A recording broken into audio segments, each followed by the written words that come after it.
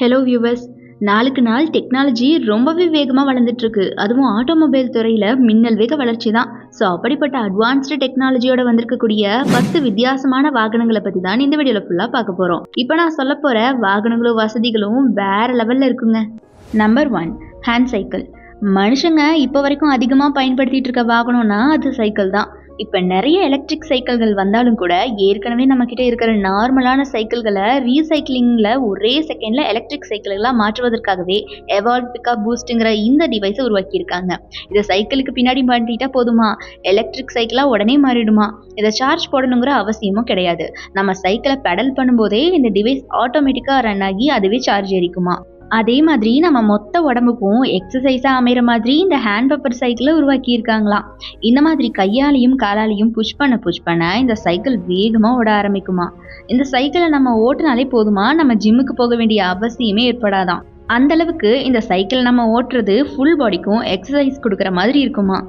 Number 2, salamander. பிலிப்பைன்ஸில் இருக்கிற சாலமண்டருங்கிற நிறுவனம் தான் இந்த லோ காஸ்ட் 2 வீலர் வெஹிக்கிளை உருவாக்கியிருக்காங்க.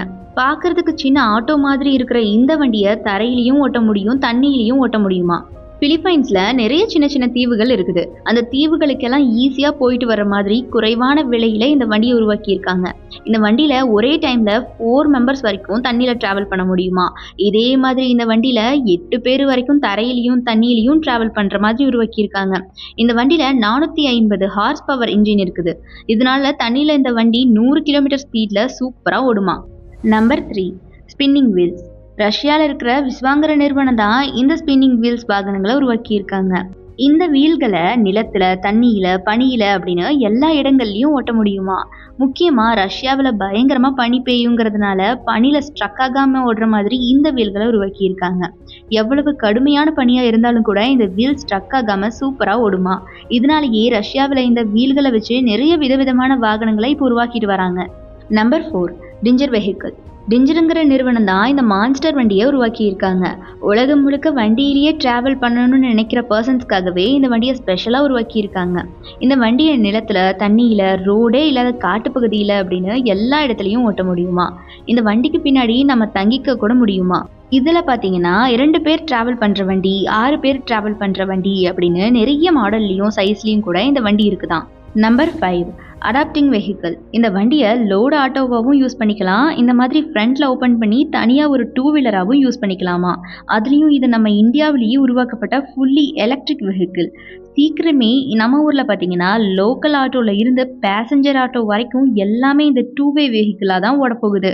நம்ம இந்தியாவில் இருக்கக்கூடிய யங்ஸ்டர்ஸால் உருவாக்கப்பட்ட சர்ஜுங்கிற நிறுவனம் தான் இந்த சூப்பரான வண்டியை உருவாக்கியிருக்காங்க.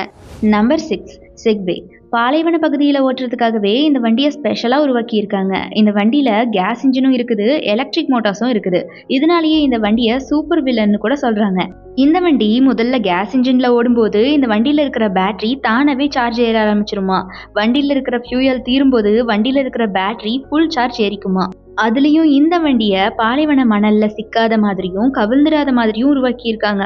இதனால கடுமையான பாலைவன மணலில் கூட இந்த வண்டியை ஈஸியாக ஓட்ட முடியும். Number 7, auto parking. சைனாவில் இருக்கிற யூஃபாங் ஆட்டோமேஷனுங்கிற நிறுவனம் தான் இந்த ஆட்டோமேட்டிக் கார் பார்க்கிங் டெக்னாலஜியை உருவாக்கியிருக்காங்க. பொதுவாக கார் பிரேக் டவுன் ஆயிடுச்சு அப்படின்னா காரை டோ பண்ணி எடுத்துகிட்டு போகிற மாதிரியான வண்டி வந்து காரை இந்த மாதிரி தூக்கிட்டு போகும். ஆனால் இங்கே கார் லிஃப்டர் வந்து ஈஸியாக பிரேக் டவுன் ஆன கார்ஸை இந்த மாதிரி எடுத்துகிட்டு போயிடுமா. இது ஏஐ டெக்னாலஜி மூலமாக வேலை செய்கிற ஒரு லிஃப்டரா. இதனால இது மனிதர்கள் மேலேயும் மற்ற வண்டிகள் மேலேயும் மோதிராமல் இது தானாகவே வண்டிகளை எடுத்துகிட்டு போயிடுமா. ஆட்டோமேட்டிக் கார்களை பார்க் பண்ணுறதுக்கு கூட இந்த கார் லிஃப்டர்களை தான் இப்போ பயன்படுத்திட்டு வராங்க.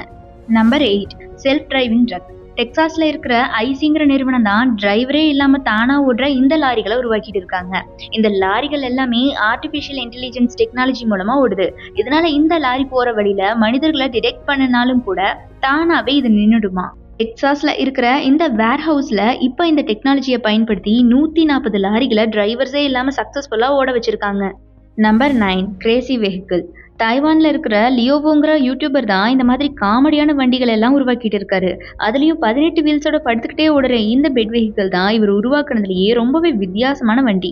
இந்த வண்டியை ரிமோட் மூலமாக கூட நம்ம ஓட்ட முடியுமா. நார்மலா இவரு புதுசு புதுசா ஏதாவது ஒண்ணு உருவாக்கிட்டே தான் இருப்பாரு. இந்த வண்டிய பாருங்களேன். இவரு வீட்ல இருக்கிற ஸ்பெட் ஏசியவே கழட்டிட்டு இந்த வண்டியில ஃபிக்ஸ் பண்ணிட்டாராம்.